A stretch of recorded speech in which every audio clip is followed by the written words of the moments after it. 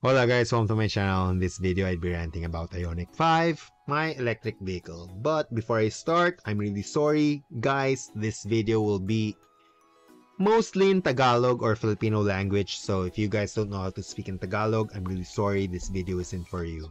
Alright, again, welcome to my channel. In this video, I'd be ranting about Ioniq 5. Guys, medyo bago pa sa akin yung sasakyan. Wala pang isang buwan.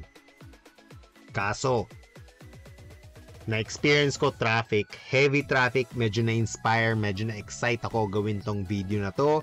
I'm actually planning to make a video in regards to my vehicle's consumption rate. Mapa eco mode, standard mode, or sports mode. Naka-on ang air conditioning, lahat. Kasi guys, medyo cool yung Ioniq 5. Pati upuan, may ventilation, astig talaga. So, bala ko gawa ng video in regards to that. Kaso nga lang, naranasan ko yung traffic. Medyo na-excite ako. Hindi na ako makapag-antay. So, ayun. Guys, may time bar tayo sa baba. Description, nasa description field below. Kada tab, yung tab dyan. Feel free to fast forward ahead. Nasa description field yung description kada tab. Okay? Fast forward lang kayo. I really don't mind. So, 3 key points, topics ang pag-uusapan natin sa video na to. Number 1 is knowing the consumption rate ng aking sasakyan doon sa traffic na na-experience ko. Number 2 ay ang electric vehicle, kasi ang target audience ko guys for this video ay para doon sa mga tao na nag-iisip kung aling electric vehicle, aling range ang kukunin nila. Kasi from standard range to long range electric vehicle, medyo malaki yung price gap nun guys. Tapos from Ioniq 5 to MG electric vehicle, from Hyundai to MG to BYD, medyo malalaki yung price difference nila guys. Medyo malaki. So I really hope understanding the values will help you decide kung aling range, aling brand, aling model ang para sa inyo. Tapos number 3 is, or third and the last topic would be kung anong charger ang kaya ninyong ikabit or practical usability. Kasi guys, maraming chargers. Hindi marami. Level 1, level 2 lang in regards to AC charger, EVSE, electric vehicle supply equipment, or charger for simplicity. Maraming types, no? So, ayan. Yan yung mga laman ng mga tabs dyan. Fast forward na lang kayo kung saan kayo interesado. Alright. So, umpisahan natin sa konsumo. Heto yung biyahe ko guys. 12 kilometers lang from office to bahay. 25 minutes lang normally ang aking biyahe galing opisina pa uwi. Kaso dito, inabot ako ng 1.5 oras. Tapos yung na-consume ko ay 4.9 kilometers per kilowatt hour. Ngayon, ang importante lang malaman dito kung ilang kilowatt hour ang nagamit ko sa biyahe na ito. Ayan, naglabas na ako ng calculator. Okay. Ang 11.8 kilometers, i-divide natin yan sa 4.9. Cancel ang kilometers, magiging kilowatt hour.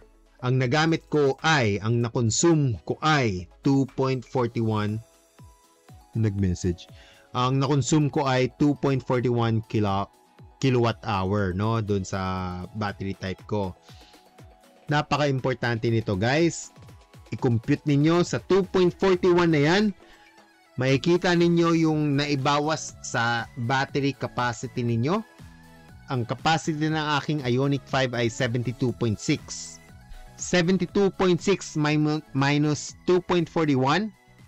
Yun yung naikonsumo ko at yun ang natira sa aking battery, high voltage battery.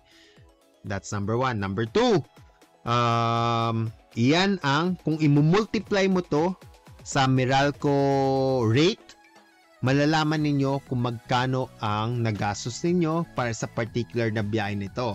Halimbawa, i-multiply ko to sa 12 pesos na lang guys ha, kasi ang rate ngayon ayon kay Google, 11 point something pesos. So, imumultiply ko siya sa 12 pesos, 28, 29 pesos na. 29 pesos ang nagastos ko sa biyahe na ito. Binalik ko lang. So, ayan. Try to understand that value. Ayan yung, consumption rate ko for this particular usage. Kung mapapansin ninyo dito sa bandang baba ng picture, it shows 7.1 kilometers per kilowatt hour, but that is in its average. Dito sa lower right, I've already traveled 574 kilometers. Sa buong 574 na yan, 7.1 kilometers per kilowatt hour ang average ko.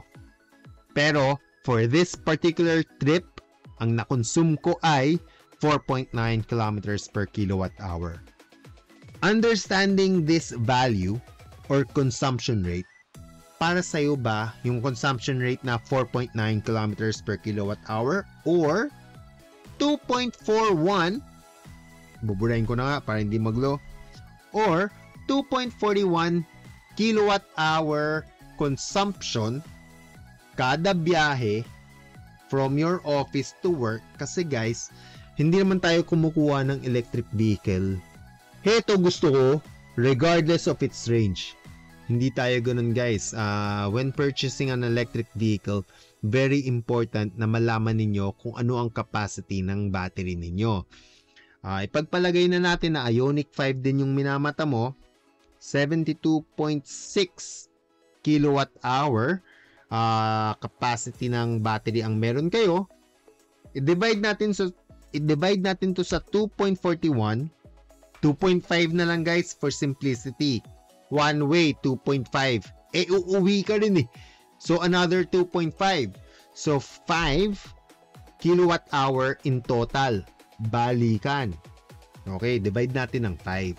So sa 72.6 kilowatt hour na battery capacity, makakapag 14 times, 14 na balikan ako sa opisina bago ako maubusan ng battery. So, ayun. So, kung guys naman, hindi naman tayo basta-basta. Uubusin mo ba? Babiyahe ka ba ng 14 times galing opisina bago mag-recharge ng iyong electric vehicle? Very far-fetched, di ba?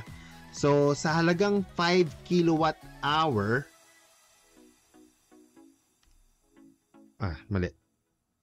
Anyway, sa halagang 5 kilowatt hour, dyan mo ngayon i-gauge kung para sa iyo ba yung range ng sasakyan. Pero guys, kailangan ng plano. Hindi yan, bumili ka ng standard range na sasakyan tapos aasahan mong makakarating ng Baguio yan. Hindi ganun. Wala pa tayo doon. Yung infrastructure ng Pilipinas wala pa doon. So you really have to understand kung para sa iyo ba iyang electric vehicle. It's not for all, sad to say, no? So ayun, doon na tayo sa third talking point. Sa pangatlong third talking point ay ang charger type or EVSE ang technical term, Electric Vehicle Supply Equipment. Charger for simplicity. Okay, hindi lahat ng unit owners may capability na mag-install ng EVSE or charger sa kanilang bahay ng capable of running 8,000 watts sa linya. Hindi lahat guys, you really have to determine kung kaya ng linya ninyo yun, otherwise baka masunog ang bahay ninyo. Ako, nag-crypto mining ako before, kaya medyo knowledgeable ako dyan. So guys, kung magdi-DIY kayo dyan, isasalpak mo lang ang 8,000 watts. Hindi, delikado yon bro. Better understand wire gauge or supply capacity ng inyong kuryente na naka-provide para sa inyo, especially sa mga condo owners. Madali kasi magsinungaling guys eh. Sasabihin mo, ito yung charger, kanya. Delikado guys. So I really hope professional lang i-hire ninyo if you're not knowledgeable enough in that regard, no? So again, mabalik. Sorry, I'm digressing. Oh, by the way, I'm planning to make a video in regards to that one, charger type, charger, alam mo yun, para sa mga condo owners. Be sure to subscribe and hit the notification bell kung gusto ninyo. Alright, mabalik. Charger type, level 1 or level 2. Kasi guys, itong Hyundai na to, Ioniq 5 na yan, may kasama yung level 2 charger. Kaso halimbawa, ako, condo owner, hindi, itong level 2 charger na to, hindi yan uubra sa condo namin. Busted. Yung ano ko, yung electrical load, hindi kakayanin ng load. Yung load, hindi kakayanin ng supply. Ayun, alam ko na yon. Kaso, yung level 1, depende sa level 1 charger ninyo, 1.5 to 2.5 kilowatt hour. Ano yan? Between 6 and 10 ampere. Kaya yan. Kasi maraming electric vehicle, alam mo yun, yung nagde-decide pa lang kung kukunin ko ba tong electric vehicle, kaso gusto ko lagi 100%. When they think about that, akala nila, kada araw, kada gamit nila ng sasakyan, pagdating nila ng bahay, 10% na lang ang matitira sa battery. Hindi ganun yun, guys. Heto, 5 kilowatt hour lang ang konsumo ko. So, kung meron akong 40 kilowatt hour na battery, ima-minus ko yan ng 5, may 35 kilowatt hour pa ako.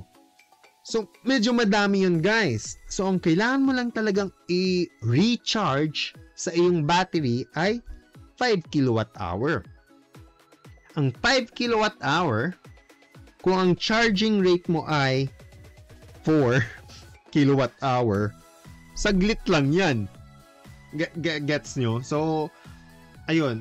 So, understanding the value, consumption rate ng electric vehicle will help you determine kung, kasi halimbawa yung electric vehicle ng Nissan, yung Nissan Leaf, level 1 charger lang yung ano nun, yung kasama nun. Kaso, maraming turn off kay Nissan Leaf. Isa na ako doon, pero hindi ko pag-uusapan dito sa video na to. Pero para sa mga kukuha ng Nissan Leaf, pwede pa rin kung angkop sa inyo yung sasakyan.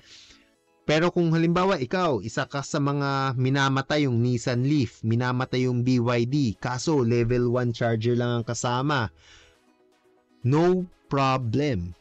As long as pasok sa schedule mo, alam mo kung saan ka magbabiyahe, alam mo kung saan mo paggagamitan yung sasakyan, no problem yun, guys. With 5 kilowatt hour daily usage, kayang-kaya yan ng level 1 charger. So, ayun lang. I will end it with that. In regards to consumption rate, I will be making a more entertaining video. Hindi. Medyo boring yung mga video ko, guys. Guys. So, eto, masaya na nga to eh. Anyway, subscribe lang kayo. Hit the notification bell. I really hope I'd be able to make that video. Pero ito, hindi ko na pahabain. Medyo pagod na ako. Anyway, that's it. I really hope I'm able to help someone out. Makapag-decide kung aling kotse, aling charger, ganyan. Ano bang consumption rate, worst case scenario, ganyan. Bottom line, sana nag-enjoy kayo. And hope to see you in the next one.